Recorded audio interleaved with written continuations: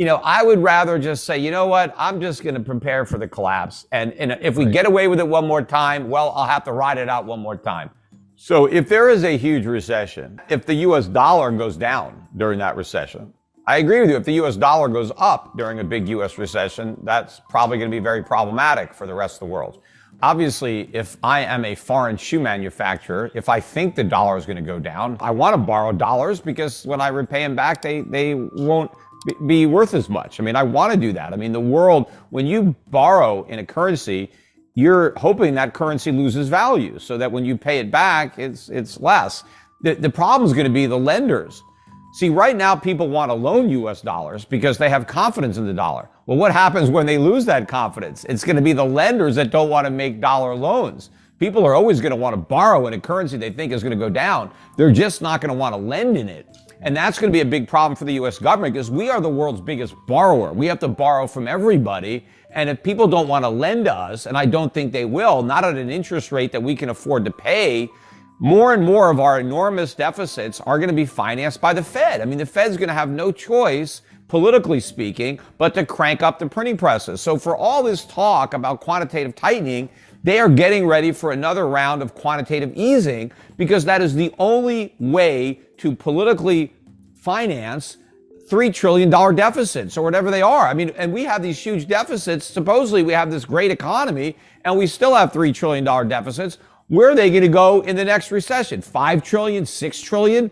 And where is the government going to get all that money? They're not going to raise taxes on the middle class. They're not going to cut Social Security or Medicare. So the Fed is going to have to print up all that money. We're going to have to print far more money in the future than we have in the past. And we're not going to get foreign central banks to do our dirty work. The Japanese, the Chinese, the Saudis, whoever, they are not going to buy up U.S. treasuries. The Fed is going to be the buyer of only resort. They're not going to want them because I think they're still able to get away with the transitory narrative. They're still saying that what we're seeing is COVID related, it's Putin related, and so they're acting as if nothing has changed. There is a point in time where the public is not going to buy those excuses anymore.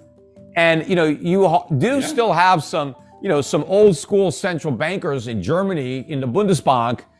These guys, they just can't keep quiet and watch the euro become the Portuguese, escudo or the Italian lira. It's supposed to be the Deutschmark. So at some point, something is going to have to change there. What I think it's going to take for the dollar to really sell off is either one or two things are going to have to happen.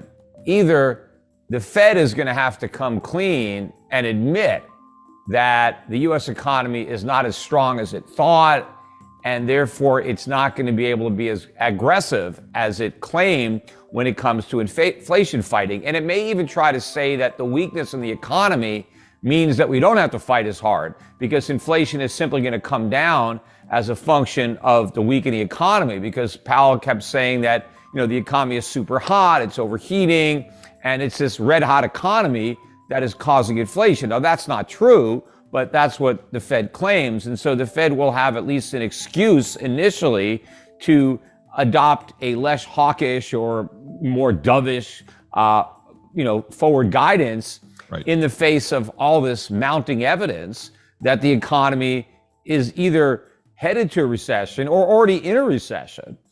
So either that's going to happen, the Fed comes clean, or the markets begin to front run that, capitulation and start to realize that that's going to happen. Even before the Fed acknowledge it, the markets start to realize, wait a minute, this economy is a mess. We're in recession, or we're going to soon be in recession. So the Fed is never going to be able to follow through with the rate hikes that have already been baked into this cake. And I think the reason that we've seen this strength in the dollar is because everybody has been bracing for, this epic inflation battle where the Fed was going to, go Paul Volcker on inflation and the consequences be damned.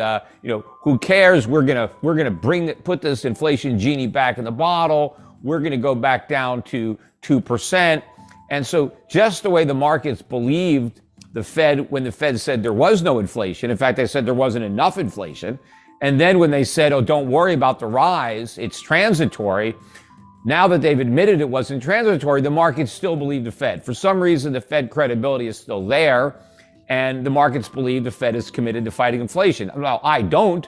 I think they're going to give up that fight the minute they realize how weak the economy is, because I think all of their tough talk is predicated on the economy being strong enough to withstand the rate hikes or the quantitative tightening. But when they realize that's not the case, they're going to reverse. And so either the Fed is going to tell that to the markets, or the markets are going to figure it out. And that's when the dollar really starts to fall. But what I think is the nail in the dollar's coffin is when the Fed turns its attention to the economy and starts to stimulate the economy, even though inflation has not returned to 2%. And in fact, I believe that the next recession will be a catalyst for an acceleration of inflation as the Fed prints more money to try to prop up the economy. And we're going to get the economy falling at the same time inflation is rising. And that means unemployment is also going to be picking up dramatically. You know, the Powell was talking about how he had this great labor market, the greatest he's ever seen. That's a great contrarian indicator that the labor market is about to fall out of bed and we're about to see a big problem. So I think the same thing with the Fed. They think this labor market is so strong, it's an accident waiting to happen. And so when we get that, when we get recession and rising inflation at the same time, maybe unemployment and inflation both go into the double digits, 10% unemployment, 10% inflation. When the markets get a whiff of that, I mean, that's it. I mean, the dollar is going to get killed in that type of economic environment. So first of all, the dollar hasn't collapsed yet, but it's been on the brink several times. I mean, it almost collapsed in 1987. It almost collapsed in 2008. So it's been, near death, and then it's, revived. And so the question is, the next time the dollar falls the way it did in 87 or 2008, what if it keeps falling? What if there isn't a miracle to save it? That's what my thought is that how can you press your luck? Because I agree with what Brent is saying in that I'm right inevitably, but the timetable is difficult to tell. What if the imminent threat, or not maybe a threat, is that the dollar goes up before it goes down, because in the long run, it's cross currents at play, right? But here's the thing. How do you know when you've arrived at the long run? Because you can always say it's a problem in the long run, it's a problem in the long run. So that means eventually you're in the long run, except when you're in the long run, you still don't know you're there, right? You still say the same thing. It's a problem eventually. So at some point, somebody who thinks it's a problem in the future is going to be surprised because they've arrived at the future, right? There is no more can caking, because I'm sure it's not going to be, we're going to get to the point where it's a crisis. And then all the people who have said, hey, it's only a problem in the long run, they're not going to suddenly say, yep, it's a problem right now. They're not going to know it's a problem until it's a crisis. So it's going to have to happen. So the question is, can we do it again? The enormity, knowing that every time we have to go back to QE, we have to do it bigger than the time before, and because the problem is so much bigger, right? We have a much bigger drug problem, so we need more drugs. Can the U.S. get away with it yet again, given how big the numbers already are, how large the deficits are, how large the Fed's balance sheet is, how screwed up the economy is? Can we up the ante again and expect the rest of the world, given all the problems that the rest of the world has, to finance it again, to step up to the plate and loan the U.S. enough money to let us get away with it one more time? I just don't want to make that bet. I realize, yes, that's the trend. We've been able to get away with it all this time. So let's, just roll the dice and assume that it happens again. But knowing that eventually it has to collapse, I would rather just say, you know what, I'm just going to prepare for the collapse. And if we get away with it one more time, well, I'll have to ride it out one more time. I've done it several times before. But, I would rather be prepared for the end game, because that's the only thing I'm sure of. The path, it's difficult. What would get me to change my mind? I don't think I can change my mind, because I know I'm right. But it's possible that Brent is right, and that before the dollar crashes, it has another big rise. Now, let's say all of a sudden the dollar crashes, and now this country doesn't sell us its stuff anymore. The stuff stays there. Well, somebody in that country is going to buy that stuff. They're not going to just, drop it into the bottom of the Pacific Ocean. The stuff's going to get sold. It's just that it's going to be somebody in that country that's going to get it instead of someone in America. Now, the people in America that used to get all this stuff, we're not going to get that stuff anymore. We're just going to have our dollars. But what are we going to buy with those dollars? Nothing, because they don't have any value.